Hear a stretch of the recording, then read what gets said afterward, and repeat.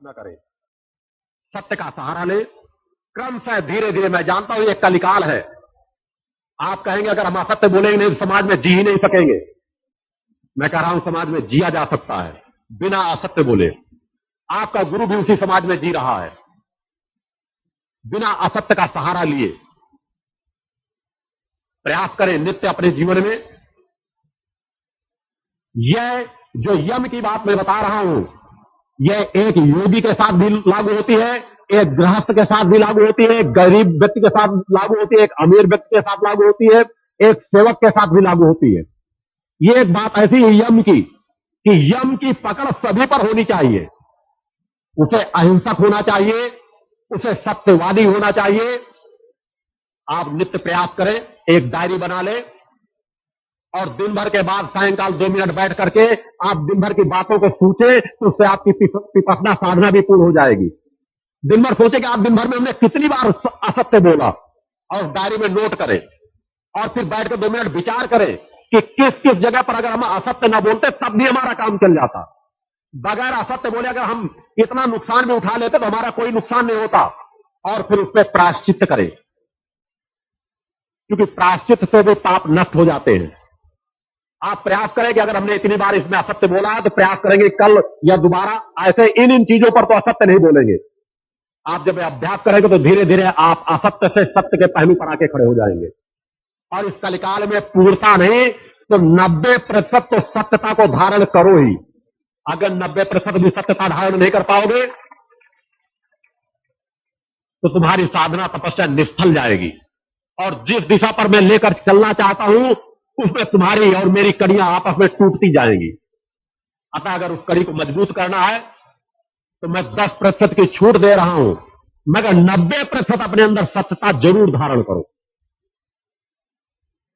अनेकों बातें मेरे सामने ही झूठ से बोल जाते हैं, अपनी गलतियों को छिपा लेते हैं, अपने द्वारा किए गए पाप कर्मों को छिपा जाते हैं।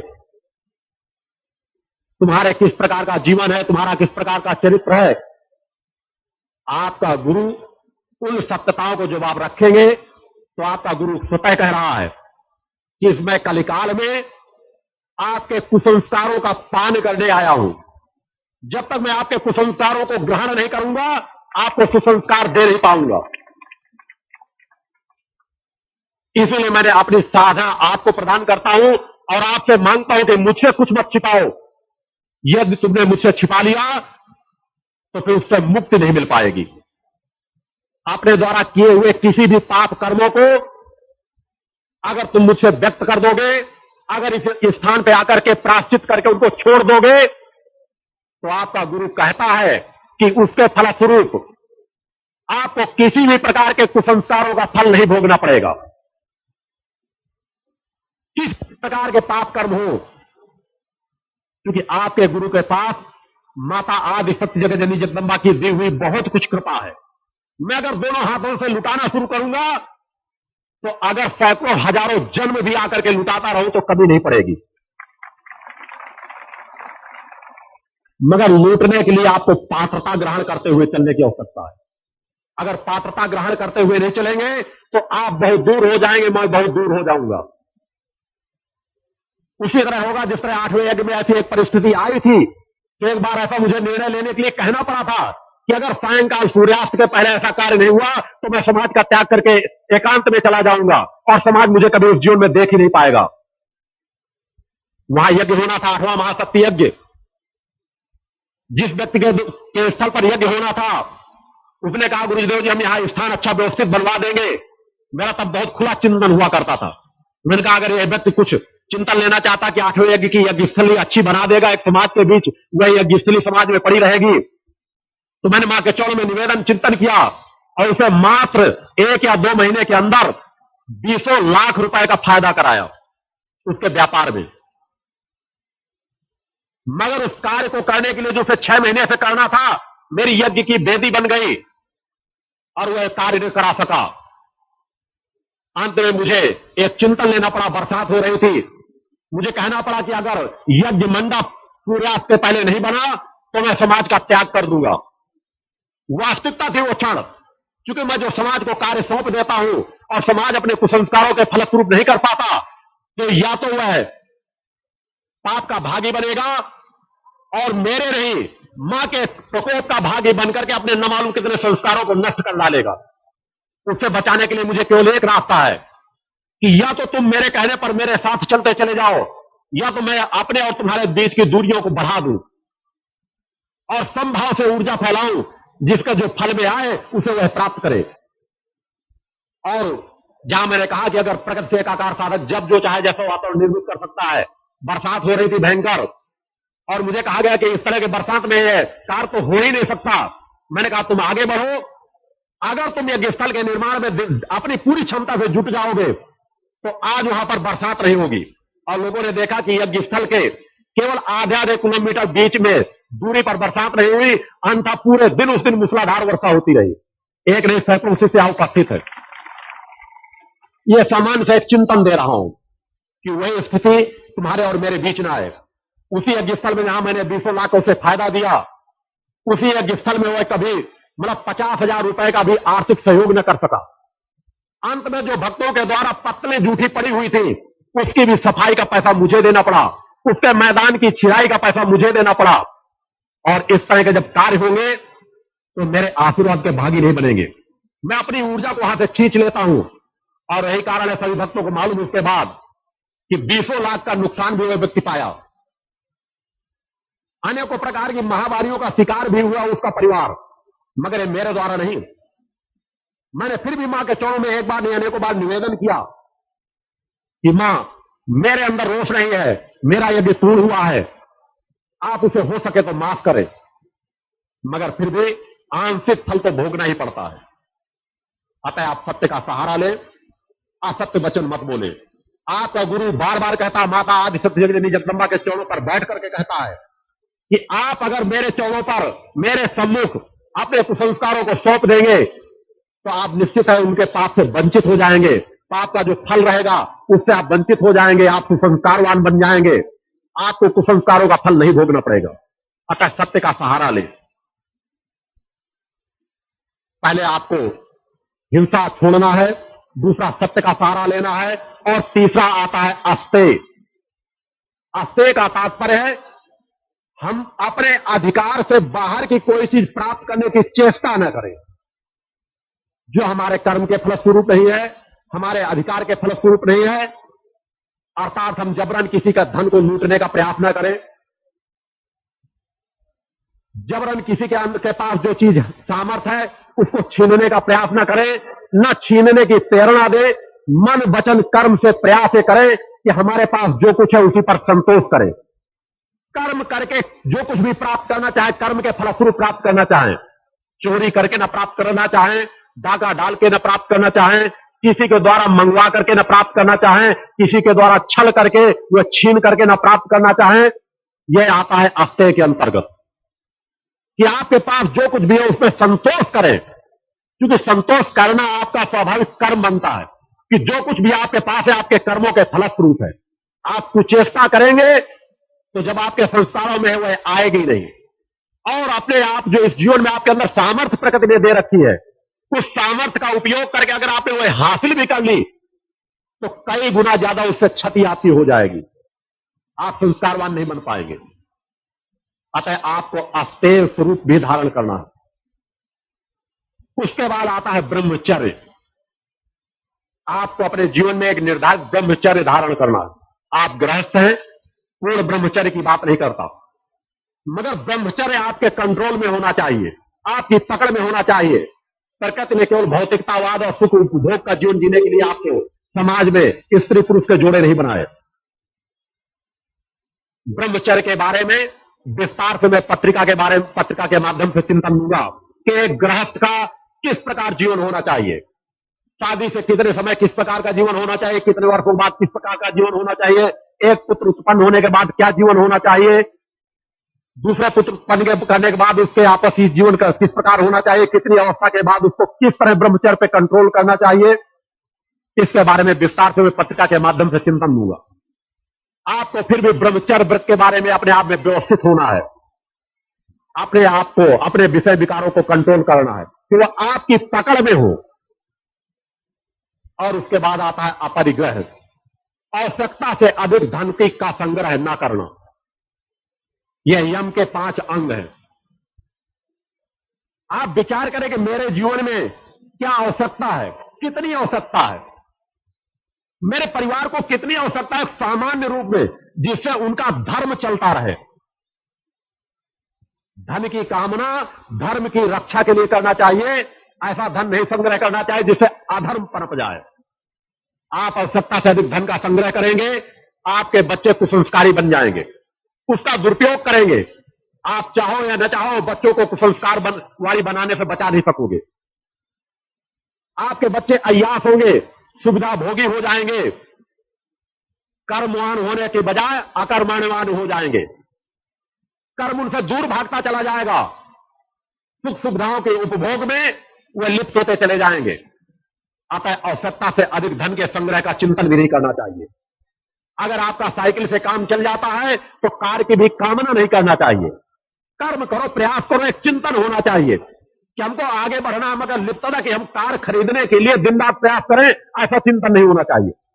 आपके सामने क्या कर्म है उससे आप बढ़ते रहिए संतोष के साथ। मां आपको कोई कभी सामर्थ्य दे दे कि आप कार खरीद सके तो आप कार खरीद लाए, मगर आवश्यकता के अनुसार ही। जैसे मैं कल चिंतन दे रहा था संक्षिप्त सा कि मुझे छत की जरूरत रहे तो मुझे मेरे शिष्यों को आवश्यकता नहीं कि उनमें पैसा बर्बाद करें। वो आ जाएंगी तो मेरे पास फालतू पड़ी रहेंगी, और जब भी मेरी निगाहें उनमें जाएंगी तो मेरे अंदर अव्यवस्था सी पैदा होगी कि अगर इस छत में जो 10,000 रुपए खर्च किया गया अगर मां के आश्रम में खर्च हो जाता तो कहीं ना कहीं मैंने न्यूनता की, कहीं ना कहीं मेरे शिष्य मुझको नहीं समझ पा रहे। जितनी मुझे आवश्यकताएं हैं मैं आपको बता दूंगा। अगर मुझे कभी किसी चीज की कमी पड़ेगी, शिष्य पुत्र के समान होते हैं, गुरु से उसका रिश्ता पिता पुत्र के समान होता है। अगर मुझे कोई इसी चीज की कमी पड़ेगी, क्योंकि मैं जन कल्याण के लिए अपना जीवन संकल्पित कर चुका हूं, अपना रोम समाज को संकल्पित कर चुका हूं। अगर मैं अपने लिए जीवन जी रहा होता तो समाज से कुछ भी न मांगता, मगर चूंकि मैं पूरा जीवन अगर समाज को अतः यम के स्वरूपों को, इन 5 अंगों को गहराई से धारण करें। जब तक आप ऐसी विचारधारा नहीं बनाएंगे तब तक आप सत्य की ओर बढ़ नहीं सकेंगे। आगे के बारे में मैं विस्तार से समय समय पर बताता जाऊंगा, क्योंकि एक साथ बहुत कुछ दे दूंगा तो तुम अब बहुत कुछ भूल जाओगे। अगर चिंतन हुआ तो कल आगे का ज्ञान दूंगा। आज जो कल का एक प्रमुख क्रम होने वाला है गुरु दीक्षा का कार्यक्रम, उस क्षेत्र के बारे में चिंतन देना आवश्यक समझता हूं कि गुरु आपके जीवन में कैसा हो, किस प्रकार का हो, जिसे आप धर्मगुरु का दर्जा दे सके, जिसके चरणों में आप अपनी आत्मा को समर्पित कर सके। ऐसा गुरु किस प्रकार का गुरु होता है? कहा गया कि जो बाहर के तीर्थ हैं वो हमारी काया को तो धुल सकते हैं, हमारे काया के मैल को तो धुल सकते हैं, मगर हमारे मन के अंदर बैठे हुए मैल को धुलने की सामर्थ्य केवल एक सदगुरु में होती है। और आप धर्मगुरु किस लिए बनाते हैं? कि क्या काया साफ सुथरी रखने के लिए, या आप अपने मन के मैल को दूर करके अपने अंदर की चेतना को जागृत करने के लिए? क्या आप मुक्त के लिए धर्मगुरु को बनाते हैं या भौतिक सुख के लिए? अगर आप धर्मगुरु को भौतिक सुख के लिए बनाते हैं तो भौतिक सुख प्रदान करने वाले आपको समाज में अनेकों गुरु मिल जाएंगे, मगर आप अगर सदगुरु की प्राप्ति करना चाहते हैं तो आपको विचार करना पड़ेगा। सदगुरु वही हो सकता है जिसकी पूर्ण सुषुम्ना जागृत हो, जिसकी अष्टांग योग पर पकड़ हो, यम नियम आसन प्राणायाम प्रत्याहार धारणा ध्यान समाज की अवस्था से परिपूर्ण हो, प्रकृति से एकाकार हो। और अगर आज समाज में आप तलाशेंगे, चिंतन करें, विचार करें, सोचें कि समाज में आपको कितने गुरु मिलेंगे। सौभाग्य से अगर कहीं ऐसा गुरु मिल जाए जिसका चित्त शांत हो, जिसकी सुषुम्ना जागृत हो,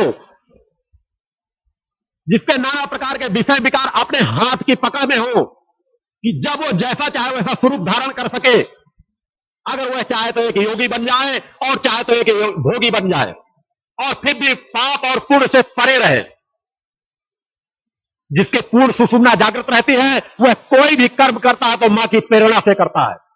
कहीं ना कहीं कुछ संस्कार देने के लिए, कहीं ना कहीं किसी को कुछ तपस्या देने के लिए, कहीं ना कहीं कुछ चिंतन देने के लिए। उसका एक भी कदम उस सुषुम्ना के चिंतनों के विपरीत नहीं जाता।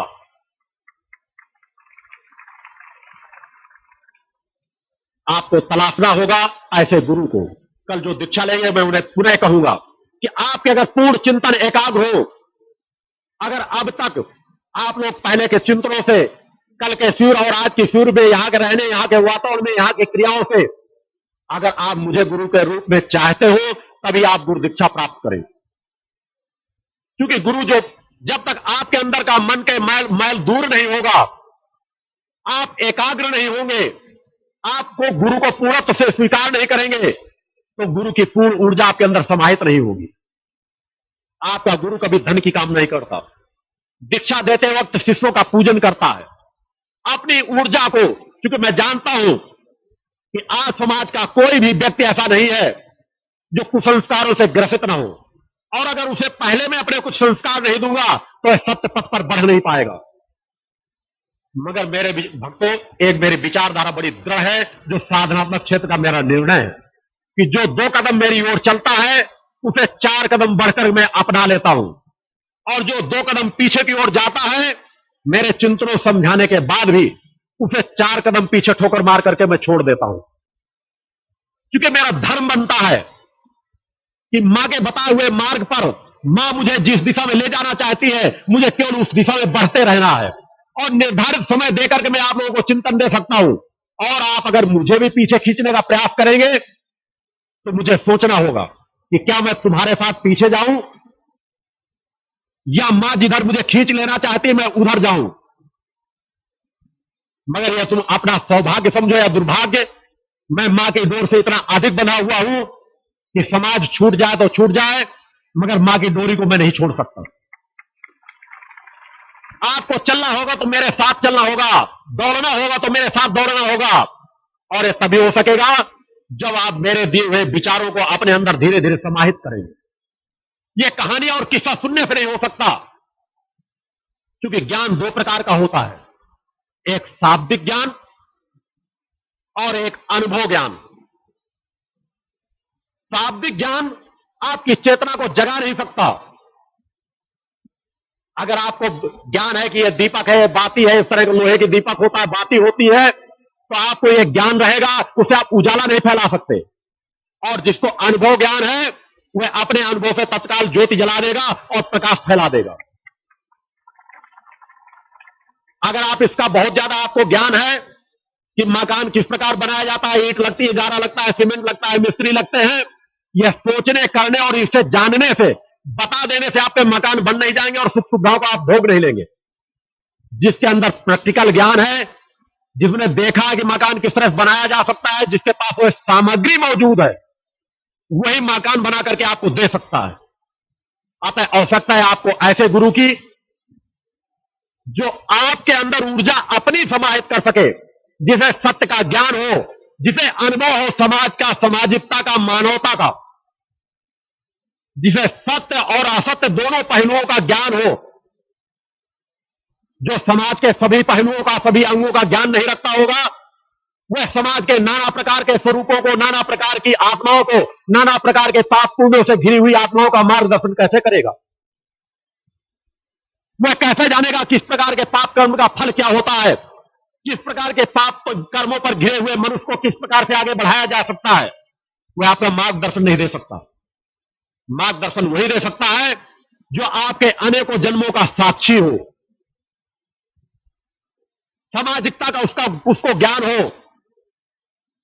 वास्तविक धर्म का ज्ञान हो, केवल परंपराओं पर ग्रसित न हो, क्योंकि परंपराएं आपको धर्म का ज्ञान नहीं करा सकती।